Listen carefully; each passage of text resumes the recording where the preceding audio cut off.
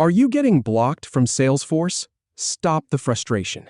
In 90 seconds, I will show you exactly how to whitelist your IP so you never get locked out again. No more guessing, no more support tickets, just clean, secure access. We will go through the 9 simple steps, from quick settings to saving your new network access entry. Let us start. First, click the gear icon in the top right corner of Salesforce. That is your quick settings menu, and it is the doorway to everything we need. Now click on Network Access from the results.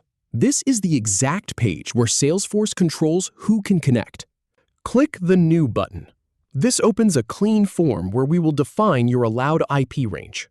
Enter the Start IP address in the field. Make sure it is the correct starting point for your network. If you get it wrong, you might block part of your own connection, so double-check that one.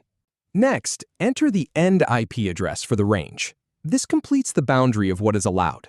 If you only need a single IP, enter the same address in both fields. I do that all the time for individual users. Add a description to identify this entry, something like Office Network or Home Connection, whatever helps you remember it later. And finally, click Save to apply the whitelist. That is it. From this moment on, your IP address is trusted, and you will have seamless, secure access to Salesforce.